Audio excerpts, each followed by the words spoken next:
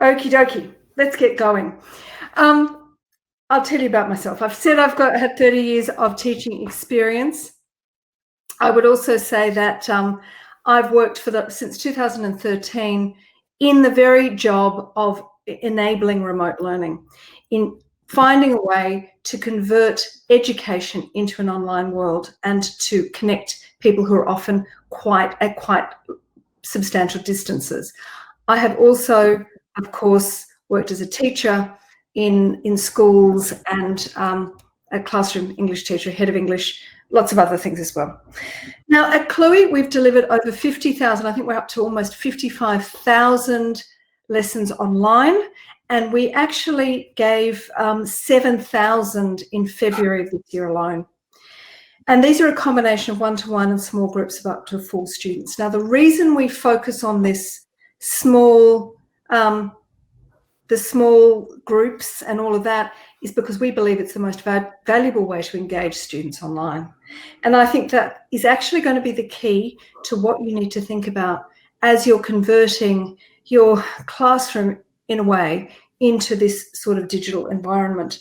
Now, of course, it's very challenging if you have a class of 25 or 30 students, and I'm going to share some tips about how to tackle this.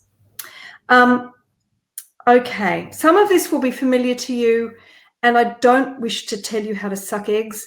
I'm an educator too, but I just want to give you some tips that may be helpful. And I know that some of the teachers from the international network of schools that I've worked with in this very field are online. I hope they are. And if they are, please feel free to put your hand up and nominate yourself. I think I might have seen Louise, was it? Anyway. Now, the very first thing that we're thinking about, and a lot of teachers are thinking about, a lot of schools are thinking about, is the technology itself, and that is understandable. Do we have a digital LMS? Is there scope for online submission and marking? What tools do we have for communication?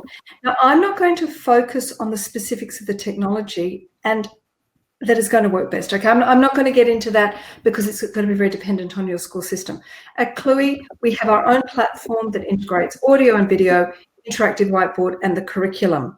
Many schools use tools like Zoom and Canvas, but not all schools have access to such technology. And it's worth remembering that even with the most fantastic tech software in the world, you will not necessarily end up with engaged and active learners. So I'm thinking about the pedagogy. There's still a problem for some people. Is that true, or you can mostly hear me? Okay, the sound is okay. I'm going to keep going. All right. So for those of you who are struggling right now, and I know there are educators in many places that are, I assure you there are some strategies and pedagogies that you can make your teaching more effective and really help your students learn, even if they're not in front of the class in front of you. These do not rely on the most up-to-date technology. In many cases, a thoughtful approach to pedagogy will overcome the disadvantage of mediocre tools. It's a shift in approach to teaching and the relationship with your students, which may be the most valuable of all.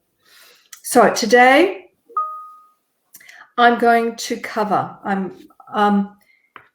how to keep your students engaged and accountable. Accountable is important. I'm going to talk to you about avoiding death by worksheet. I'm going to talk to you about the importance of individual interaction with each of your students. And as you can see, there's a chat function. Please send your questions through. We will try to answer them at the end. If we can't, we'll find a way to get the answers to you. And we're also videoing this if we can potentially send it out as well. Okay. So how do you keep your students engaged and accountable when they are in this kind of environment? You cannot directly translate teaching in the classroom to teaching online. Now, I know you all know that. It is amazing how many people I've been speaking to in the last week or so, maybe some schools, not too many teachers, a lot of parents, who feel that somehow it's just teaching your class, but through a screen. And we know that that is not going to be very effective. I don't think that's going to work well at all. You will not be conducting your lessons exactly the way you've been conducting them face-to-face, or should I say co-located and online. That won't work. You may find that you do less direct instruction, but more preparation. And not so much lesson planning, less of the lesson planning. It's more about designing what the students are going to do, less of thinking about what you are going to do necessarily. Resist the urge to lecture. Now, I recognize how ironic it is to say that when I'm essentially lecturing to you. A webinar mode is, and this is important, because if you're planning to use webinars, it is a lecture format. You are all adults. You are all mature learners. It's much harder with kids, as we know. If you do find a lecture is a useful way to get across information, particularly for your senior secondary students, video it by all means. There's been a lot of talk about putting videos online. It's very time consuming. It's very difficult. You all know it takes a lot of effort. It may not be worth it if you do video small, short, sharp pieces and flip them. So flipping the classroom has never been so important. This is very much about making sure that students access this content themselves before any kind of interaction. If you're lucky enough to have some synchronous time with your class, don't waste it with lecturing. Put that all earlier. The key, and I found this not just at this time, but working with teachers in the last year, it's really become clear to me, it's questioning skills. It's how you ask questions of your students, particularly if you happen to have them in a Zoom classroom and you have, I don't know, 15 students, 20 students, you're going to have to ask direct questions to individuals. No more hands up, no more asking for volunteers, no more saying, does anybody want to answer this question? That's not going to work in this context. It's vital that you ensure that students know that you're going to ask them. You keep them on their toes. You keep them absolutely prepared that you're going to ask them a question, because they need to feel that you are watching them. I mean, it sounds a bit big brotherish, but actually that engagement is really key right now. Now, avoiding death by worksheet. I've used this expression a lot. The first response to having less time for direct instruction often is an over-reliance on worksheets, because they're easy to send home and they're easy to get back. They're easy to mark and provide feedback on. Parents will go looking for worksheets. They'll look for those resources online, and without alternatives are likely to over-rely on them.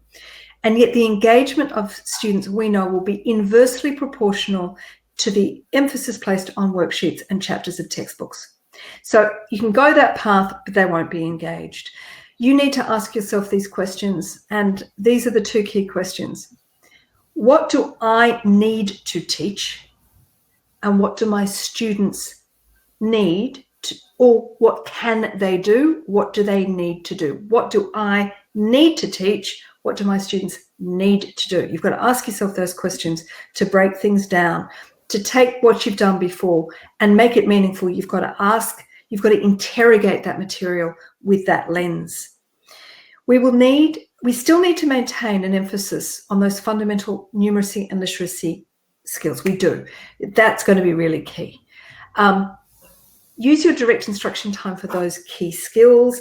Use your direct instruction time for addressing the concerns and questions that your students have. Don't necessarily use all that direct instruction for all of the stuff. I would balance that kind of key focus on rich tasks and authentic, open-ended, big questions. By authentic, questions that every student can engage with, where you haven't already worked out what the answer is going to be. Where it's authentic because every student can engage and it differentiates naturally. So I would ask yourself how you're going to create a big question that's going to engage all the students. The more multidisciplinary, the better. Thank you, Jackie. I can give you an example. This is a kind of project-based methodology. Now, I'm going to use an example. I worked for, I helped set up a primary school in Hong Kong.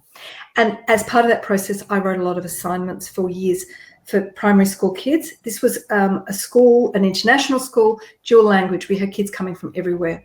One of the assignments that we asked the students to do was called, "What is my relationship with Hong Kong?" Now, we could have asked them to go and find all sorts of information out about Hong Kong, but we wanted to personalize it. We were actually offering it in both Mandarin and English, and we needed to think about my relationship as a personal thing. This is something that you could offer with kids who are now working from home. What is my relationship with my suburb? What is my relationship with my street? What is my relationship with my town?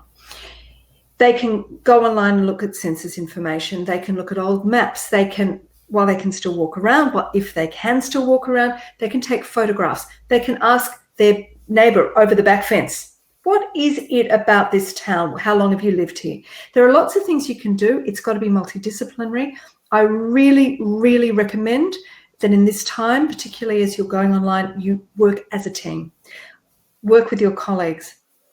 Primary school teachers work together to create these sorts of materials. If you are a secondary school teacher, these sorts of assignments are still relevant. This is not just primary, but you are going to have to work with your colleagues. This is a great opportunity. We work in such a siloed curriculum, but now we can actually think in a multidisciplinary way. And I would absolutely tell you, we want to engage parents too. They're going to be so much more engaged by this sort of material, so much more able to support it. And we will be able to, every child will arrive at something that works for them. So it's differentiated. Try and think about these sorts of tasks and leave that instructional time, that precious instructional time for those maths and English fundamental skills that they absolutely need. Not just maths and English. I'm sorry, everybody else. I'm just singling those out as examples. Okay, so into my third point, and I don't want to waste all your time, the importance of individual interaction. Now, I believe that individual interaction and that one-to-one opportunity, that support are key to education. It's what we focus on at Cluey. A lot of research tells us that one-to-one interaction is a really powerful kind of intervention. Thank you, Monica. Yes, you could use personal questions for novel studies. Absolutely. And that's a very good way of approaching things. Now, this one-to-one, this direct stuff is very difficult to provide in a class. That interactivity is a real struggle for most teachers with a class of 25 or 30 kids. Now's your chance. I would say that far from making that interaction more difficult, as many teachers have been saying, many schools have been saying, I think we err on the side of one-to-one and small group and maybe forget about the whole 25 kids all at once. I don't think that's going to be meaningful anymore.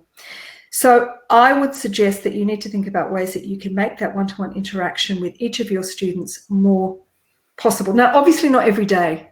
I really get that it's not going to be possible every day. But for kids, particularly kids who struggle, particularly kids who really have learning issues, you're going to need to do the one-to-one. I would set up a roster. 10 minutes is probably going to be enough. You may find that you can do that over the course of a week. It's going to give you much greater insight in what the kids are doing, how they're feeling, how they're engaging with the material. Use audio-visual technology by all means, but maybe possibly a phone might work. You can do it in small groups, put them in a roster. Now, I would link it to the tasks that you're giving them in that big question assignment. So I would put checkpoints in the assignment that they actually need to talk to you about. Not necessarily write and submit, although writing and submitting is important, but I think that you could use the checkpoint so that they actually are accountable. They have to have a conversation with you. It's not just going to be, oh, yeah, I'm okay, and, I'm a bit, it's a bit hard, but they're going to actually have to answer a specific educational question. And yes, Erin has suggested the idea of small groups, 5 for a class of 25. Absolutely, that is doable. And you can also divide them up so that you know who's going to be with whom, as you would with group work in the classroom. This is a way to provide feedback. Now, the thing we know, and the research tells us, that kids want to be known. They want their teachers to know them. And this is a chance to get to really know your kids. You probably already do, but it's still only March. So in the Southern Hemisphere, you may not know all your kids that well. And this is possibly an opportunity to do that. I'm really going to get to the questions now. I wanted to just focus on those things, and I know your time is precious. I had one question that a teacher friend of mine asked over the weekend that I thought I would present to you. He said, how do I maintain control of my students' learning? And actually, I think that was key, which is why I remembered it. Teachers are going to have to accept that they're not as much in control. And we have to give over a lot of the responsibility to learning to our students. And actually, I believe that's a good thing to do. At Cluey, we're all about giving kids responsibility for their learning and equipping them with that sense of self-efficacy. We have to do that now. All teachers have to do it. And that's where clever questioning, that really asking open-ended questions that you don't have the answer to yourself, making sure you ask each of your kids, that you shine a light on each of them, and developing those rich tasks which haven't got a set answer will really come in handy. And I think it's about, as I demonstrated at the beginning, the vulnerability and the authenticity to show that you're not across all of this and you're learning too. We're all learning. Okay, so we've had some great questions. Dania has asked, and I've probably passed them by. We'll try and scroll. Do throw questions or comments, suggestions. How do you support those? Oh, there was a question about, yes, novel studies, personal questions for novel studies. The great question, why do you say that, is always valuable. That's that Ron Richard work. Why do you say that? A really good question. Set SMART goals for personal development.